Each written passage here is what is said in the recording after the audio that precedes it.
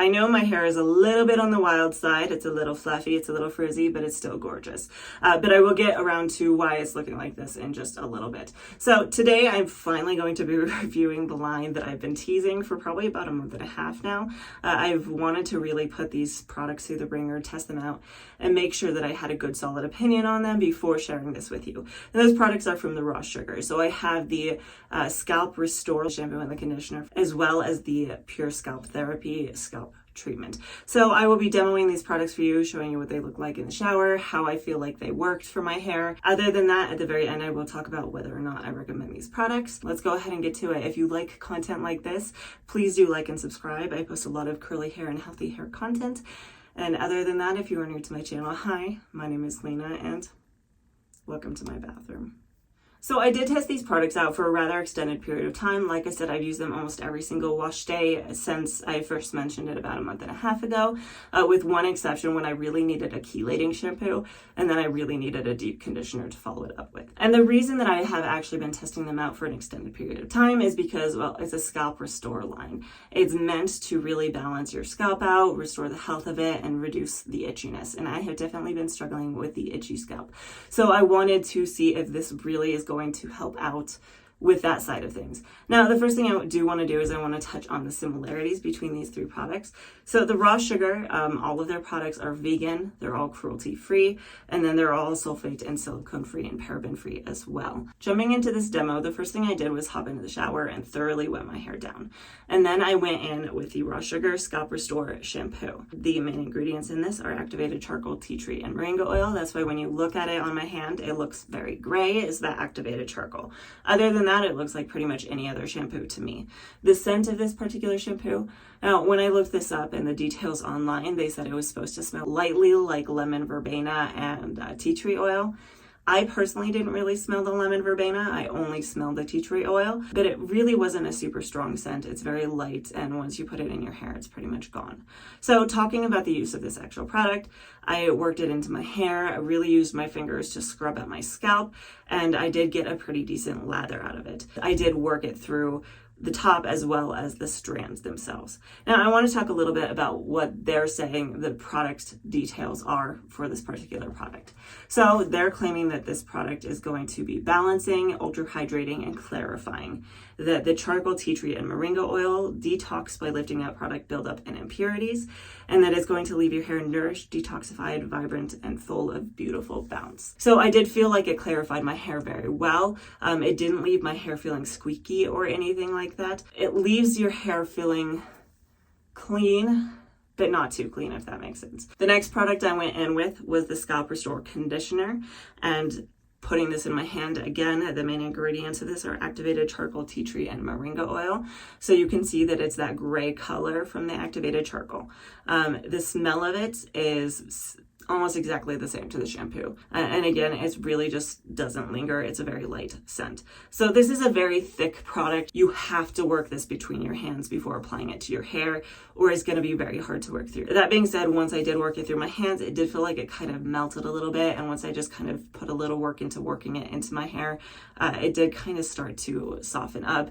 And I did feel like it detangled my hair relatively well. I didn't feel like I struggled with detangling too horribly much. But that being said, let's talk about the specifics of this product based off of what they're saying. So they're saying that this is a perfect conditioner to support a healthy scalp, promote stronger, longer, clean, and clarified hair, that the charcoal, tea tree, and moringa oil detox are going to lift out product impurities, that it's going to replace them with nourishing plant-derived extracts, vitamin B5, and a surge of hydration. It's going to leave your hair cleansed and moisturized, leaving you with vibrant, silky, soft hair. The one thing I wanted to comment on that is because it says it's supposed to give you a healthy scalp, I did feel like it was probably okay to apply this to my scalp. I did run this over my scalp, worked it on a little bit, worked through the lengths of my hair, completely detangled my hair, and then I did squish to condition my hair before throwing it up and letting it sit while I did the rest of my shower routine for the next maybe like 2 or 3 minutes before rinsing it out. And that was when I went in with the last product, the Raw Sugar Pure Scalp Therapy Scalp Treatment. So this was originally what sparked my interest in these products. About a month and a half, almost 2 months ago, I was really struggling with an itchy scalp. It was literally keeping me awake at night. So I was searching for something, anything to really relieve the itch. And this was the first product I stumbled across. So I started giving this a try, and it kind of encouraged me to try the shampoo and conditioner in conjunction with it as well. So talking about this product, this one's main ingredients are activated charcoal, coconut oil, and peppermint oil. So when I put this in my hand, again, that same kind of gray appearance from the activated charcoal. This one does smell, however, like peppermint oil. I wouldn't say it's very strong, and once you've worked it into your scalp, there really isn't much scent to it at all. The appearance of it, like I said, it's gray. It's also very thick, like the conditioner. You definitely need to work this between your hands before you apply it to your scalp.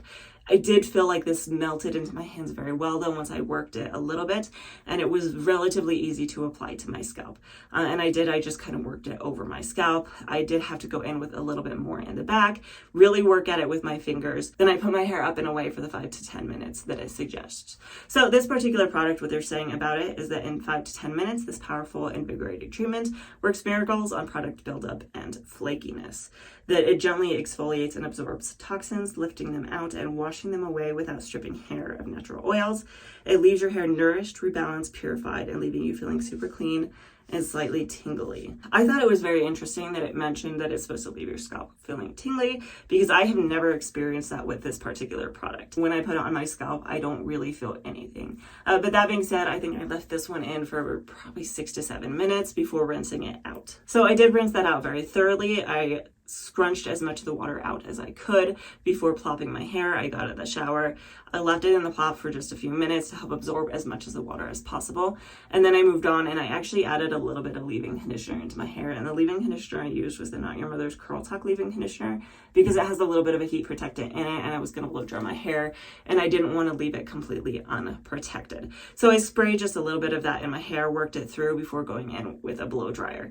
Now, as you've noticed, I did not style my hair. All I used was that leave-in conditioner. And the reason for that is because when you're testing out new shampoos and conditioners, especially if you're sharing your opinion like this with other people, I really like to make sure that I have naked hair so I can really feel how much of it is the product that is making my hair soft and not the creams and other things that I'm putting into it.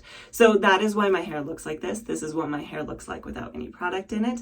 And we'll go ahead and get into the details of my thoughts on these products. Let's get into the ingredients. I'm gonna try to breeze through this as quickly as I can, but I will timestamp it down below if you just have no interest in it at all. That being said, the first I'm gonna touch on is probably the most controversial of all of these, which is the activated charcoal. So all of these products have the activated charcoal in it. They're claiming that that charcoal is going to work kind of like a magnet and help draw out impurities and toxins from your scalp, from your hair, and really just help cleanse it. I really don't particularly like words like toxins and impurities because they're very vague. So that being said, when I started doing the research to see, is this true? Does it work like a magnet? Does it draw things out of your skin? The answer I saw was there is no proof that activated charcoal works like a magnet. What it does do is it will kind of work like a sponge to the sense that it will absorb things that it is touching. So I'll leave it up to you and your experience. If your experience is that charcoal has helped your skin a ton, that's amazing. I cannot say for myself, though, that it has done anything different. And that being said, let's talk about these other ingredients. So tea tree oil. Tea tree oil is known to be antimicrobial, antibacterial, and anti-inflammatory. It's meant to be really good for scalps that have issues with dandruff. If you don't know the difference between dandruff and dryness, I do have a video that goes into it in a little bit more detail, but very briefly, they're actually on opposite ends of the scale. So a dry scalp is just dry skin. Dandruff actually comes from the oils in your scalp. When your scalp is producing too much oil, that's what causes dandruff. That being said, that's what tea tree oil is good for, is it's good for dandruff. It's supposed to also help soothe the scalp. So now moving into moringa oil. It's also anti-inflammatory, and then it also has a lot of fatty acids in it as well as antioxidants. So moringa oil is an oil. There are 3 types of oils. There are ones that penetrate your strands, ones that seal your strands, and then ones that do both. Moringa oil is one of the ones that does both. It's going to penetrate the strands to deliver those fatty acids, those antioxidants, which are going to help hydrate your strands, and it's going to actually help strengthen your strands a little bit because of those fatty acids. And then it's also going to seal them off. Okay, now moving on to the pure scalp therapy, the ingredients that one has different from the others. So peppermint oil is supposed to promote hair growth. It's supposed to kind of stimulate your scalp, help your hair grow. And then it's also an anti-inflammatory to some extent. From what I saw, peppermint oil is actually best for oily scalps. So if you have a lot of oil, you have dandruff, it's going to help out better. For itchiness, it's going to help general itchiness, but for dryness, it's kind of hit or miss. Some were saying that it's good for dryness. Some were saying that if your scalp is dry, that you actually want to avoid it, that it's going to irritate it further. The last ingredient in this product I wanted to touch on was algae. So this has red algae as well as just normal algae. Algae is an anti-inflammatory. It also apparently helps to regulate the oil production on your scalp. They're not really sure how it does it, but it does. So if you are someone who struggles with a lot of oil production, this could be a good option for you. So it's actually also a probiotic, which is supposed to help kind of rebalance the microbiome of your scalp and just promote overall health of your scalp. And then it's also supposed to just hydrate. All right, so I want to kind of sum up for anybody that skipped through the ingredients, the biggest thing that I personally took away from that list of ingredients, which is that almost all of them mainly target oil production and dandruff and anti-inflammatory, antimicrobial, antibacterial, which is really good if you have dandruff because those are the things you need. But what I struggle with is the dry skin, the dry scalp. Coming down to the final run here, would I recommend these products?